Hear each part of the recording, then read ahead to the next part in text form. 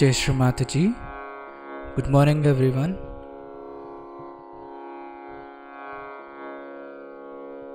Let's all bow down to Shri Mataji, raise our Mother Kundalini and put Bandhan.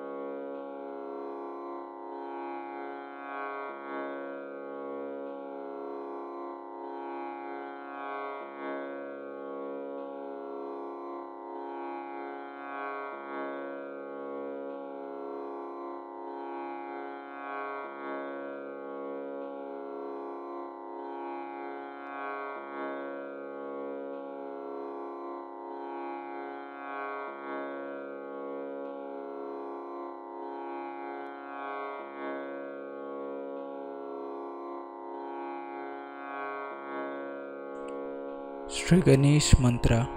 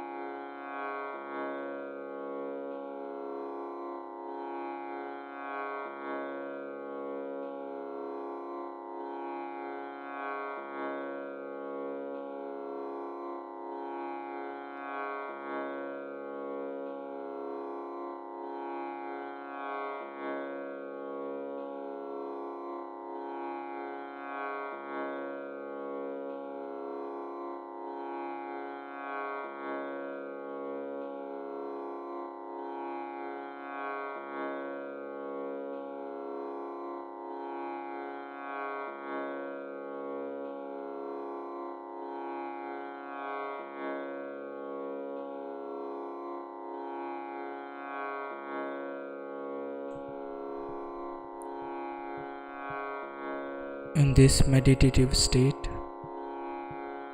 we will now hear Shri Mataji's speech.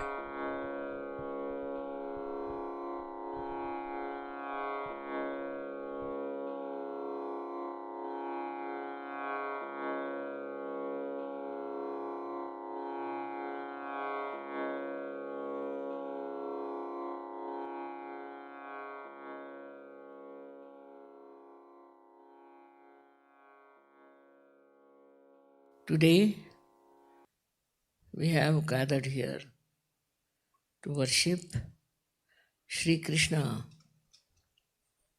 the one who was Virat, who fought all kinds of evil without entering into the arena. Sri Krishna's life itself is a very beautiful, creative, and loving thing. But to understand him, it is not easy. For example, in Kurukshetra, where the war was going on, and Arjuna became depressed. And he said that, why should we fight our own kith and kin, fight our own close relations, friends, and our gurus? Is it religion? Is it dharma? Before that, in Gita, Sri Krishna has described a personality which is a sage. We can call him a saint, or he called it a Sthitapragya. So when asked what is the definition of the Sthitapragya, the description he gave was about a person who is absolutely at peace with himself and at peace with his atmosphere. It's very surprising. All this knowledge he gave in the first place in Gita. That is the best. That he called as the Jnana Marga. That is Sahaja Yoga, by which you get the subtle knowledge. But at the same time, when you see him advising Arjuna, it is very surprising that here he is talking only of spirituality, of complete detachment. And there he is telling Arjuna that you go and fight. They are already dead people. Whom are you fighting? This conflict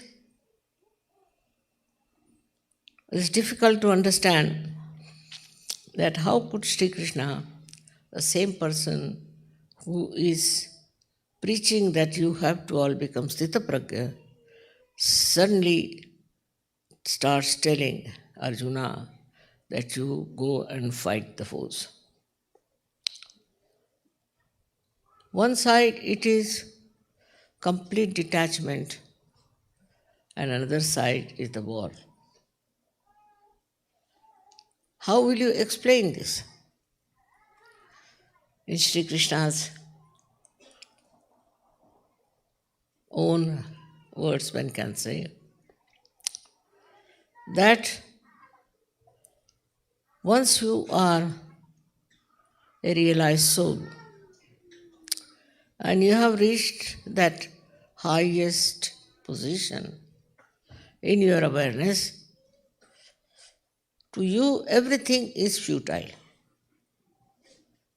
But just now, what you have to do is to save the dharma. Not the dharma that people talk about, but the dharma means evolutionary process of human beings, which is going on. And if all the good people, those who stand for righteousness, are finished, then how will this evolutionary power will be saved? So you have to save them. And for that, if you have to kill, you don't kill anybody, they are already dead, because they are not evolved souls and they don't care for their realization. So you have to fight them. You have to fight the negative forces. You have to fight the wrongdoers. All this he explains in a very beautiful manner that we have within us three kinds of powers, which we also know. And by the middle one that we have, we rise above all these material, physical, mental, emotional, all these problems facing us into a new realm of spirituality. And that's what he wanted to save from the cruel people, from the aggressive who were also misleading others. It's a very good understanding if you have that who is your relation, who is your brother, who is your sister. Those who are evolved souls are your relations. They are your own. And for them, if you have to fight the people who are aggressive, you better do it. You have to do it. That is the way of dharma. So, we have three paths, as you know, in Sahaja Yoga. The one is of bhakti. Bhakti is where you sing the praise of God, have devotion, do all kinds of rituals, everything. And you think that you are very close to God. This is one which is being accepted by many, many people and by many so-called religions. That we must have complete dedication for God. You are not yet connected to God. What are you doing? How can you have any dedication to God with whom you are not at all connected? The second one was the karma. That you do your work. You go on doing your work with a detached mind. I mean, it's not possible. But that's what they say. And we are doing our karmas, good karmas. We do all kinds of good things, go to various places for our cleansing, meet many great people of spirituality, go to all various places and pray. Visit all auspicious places which are being described. All kinds of rituals we do for that. That is the Karma Yoga. And that is what the Karma Yoga, according to us, is the right side. Many people, as you know, are right-sided. Right-sided people are the people who are, as you know, full of ego, arrogance, and think no end of themselves. Very difficult to correct them. They also never see anything wrong with them. Whichever way they act, they think is all right. That is the Karma Yoga. But he has said that whatever karmas you do, whatever its fruits are, that you cannot say. He said it in a very uncertain manner. Because definitely, if he had said it with certainty, people would never have understood him. So he said, it's not possible that whatever karmas you are doing could be the karmas which will get you the blessings of the divine.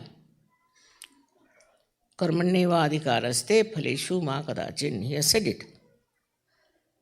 So then, which karmas we should do? Or should we give up all the karmas? All the action we should give up. People were in two minds. This is the style of Sri Krishna, is to put people in two minds, so they use their discretion. And third one is the discretion, which he calls as the Jnana Marga. Is the central path by which you evolve. You evolve into a new state, into a new state of your mind, a new state of your being, by which you become absolutely above every nonsense. Also, you are endowed with power to fight whatever is bad, whatever is corrupting, whatever is killing this world. At that stage, you are equipped with the divine power that you can finish off anything that is negative around you. This is to be understood that that's a state. That's not just talking, that's not just believing that I am that. But it's a state. If you come up to that state where you are beyond all these things and you have all the knowledge, pure knowledge, the subtle knowledge of being, this is the Jnana Marga. Many people say that everybody cannot go to Jnana Marga. For that you have to have a special type of personality. But this is very misleading. Everyone can go into Jnana Marga. It is very, very innately built within us, this evolutionary attainment. It is within us. And all of us can have that. Only thing is, we have no confidence perhaps that we go on avoiding it and go to cheaper things like becoming devoted to something, doing some sort of a ritual, going to some sort of a holy place, all kinds of nonsense which doesn't give you the evolutionary ascent by which you know the knowledge, the pure knowledge, the real knowledge. So far, whatever you have known, it was written in the book. Whatever your parents told you, or whatever you have explored outside. But the knowledge which is the purest, which is the real knowledge, which is the Jnana, that you can only get through your ascent and establishing yourself properly in that state. If you go on denying it, you cannot get it. But everyone has right to get it. You need not be educated. You need not be a very simple person. You need not be very rich or poor. Makes no difference as long as you are a human being and a humble human being, thinking that you have to achieve that state. You all can get that state which you know very well. And at that state, you become absolutely knowledgeable. Knowledgeable about yourself, knowledgeable about others, knowledgeable about everything that goes around. But this state must be maintained and try to go above that state where you have no more doubts left in you. This is what Sri Krishna taught. And this is what one has to achieve. But he being a diplomat, he tried to tell you other stories. Try this, try that, this, that. But actually, what he has praised is Jnana Marga. Ours is a Jnana Marga. That is the knowledge, the path of knowledge, in which you have to know all the knowledge. Unless and until you have the whole knowledge, you are not yet a jnani, a person who knows. In this way, he has established that our evolutionary process has to come beyond all other human awareness. Other human awareness is of a no value for a spiritual personality. Now, he knows something, say, how many miles it is from here, say, to New York, or what trains go there. All this knowledge is not needed.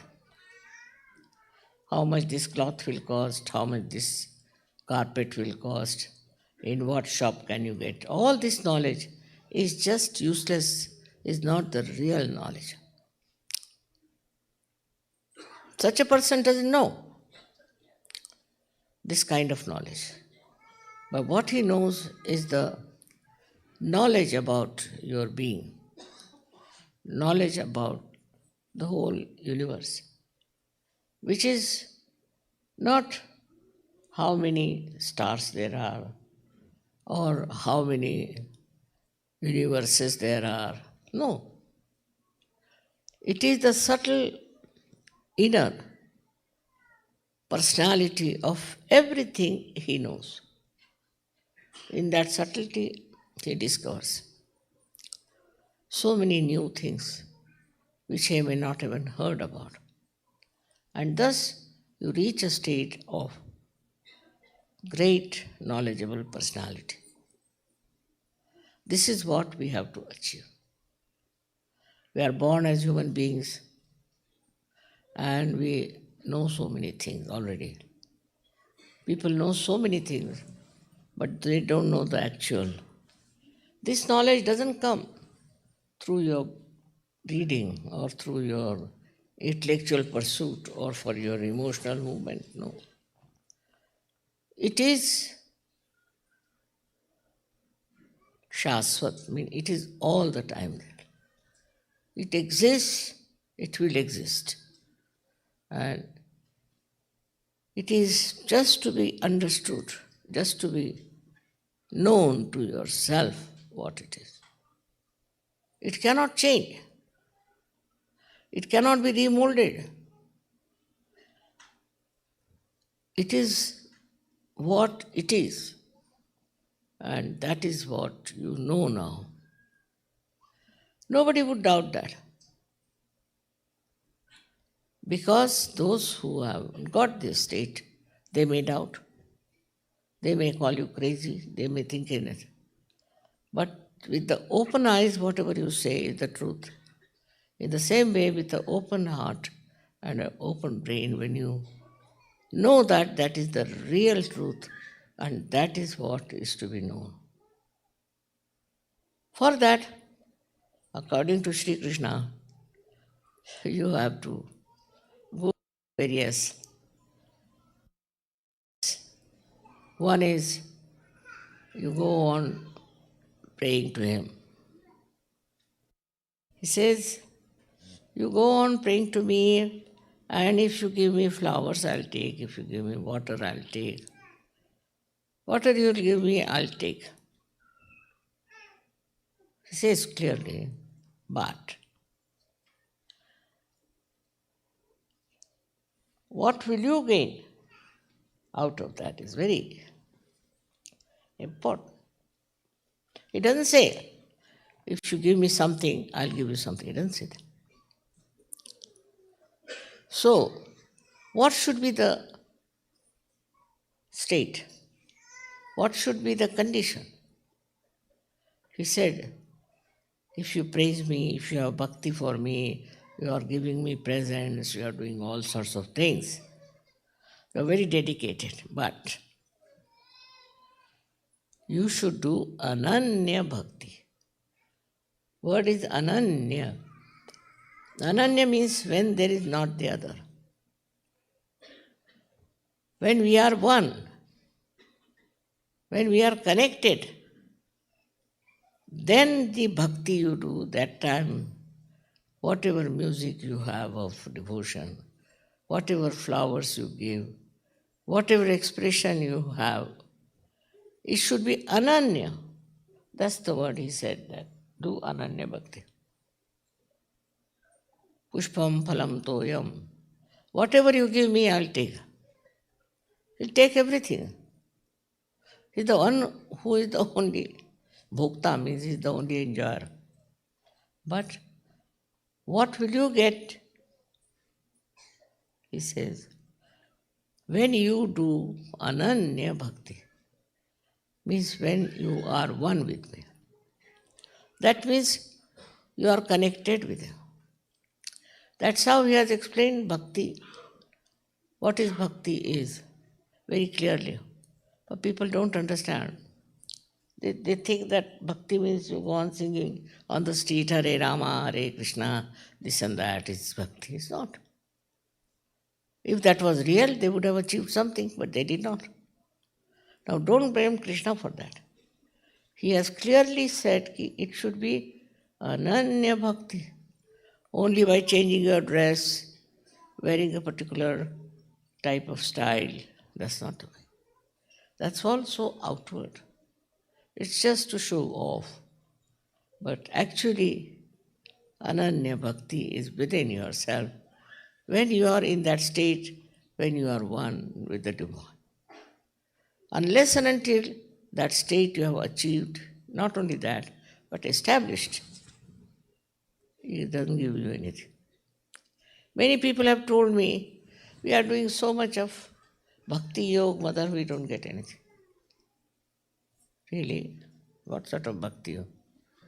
We do read Krishna's Gita every morning, get up 4 o'clock, take bath, read Krishna's Gita, do this, do that, then we say bhajans, this. We never get anything. So, what is the reason?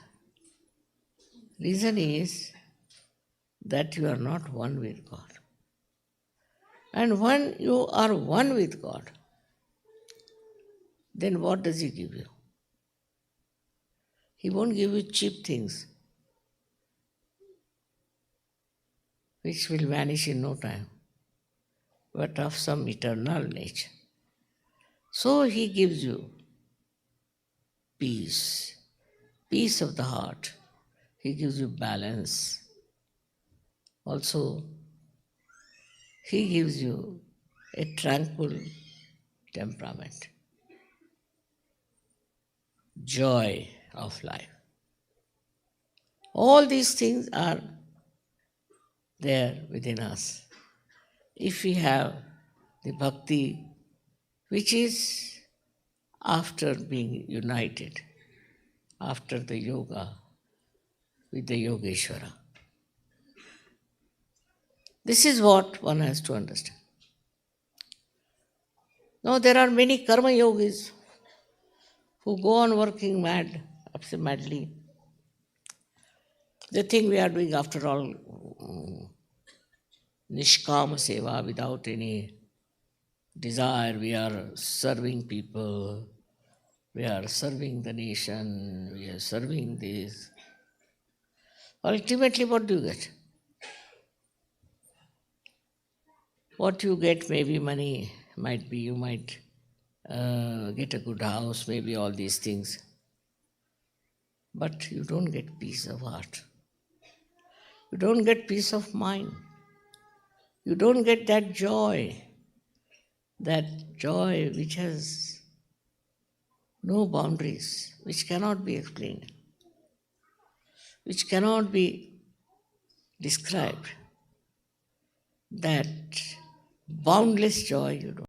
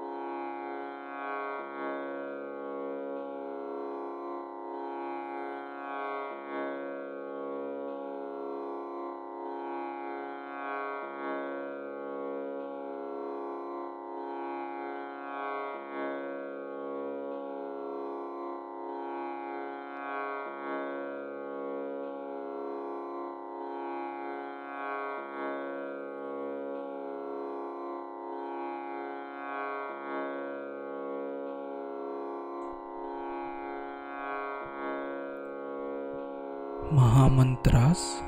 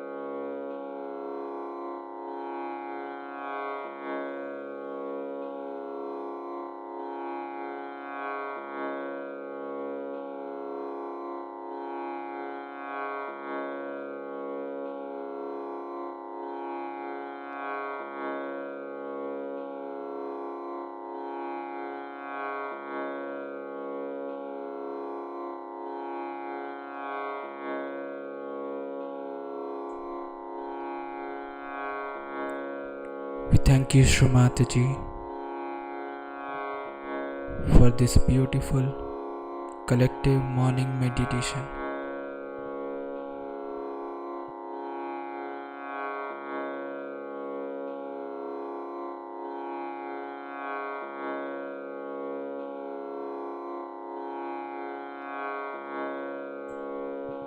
Let's all bow down to Shri Mataji, raise our Mother Kundalini and put Bandhan.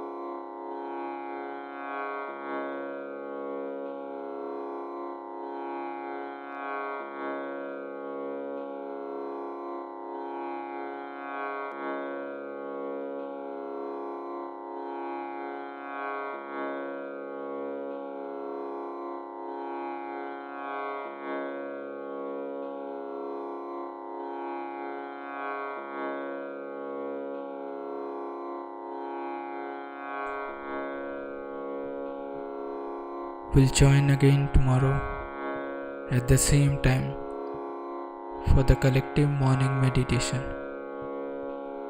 Jai Shri Mataji.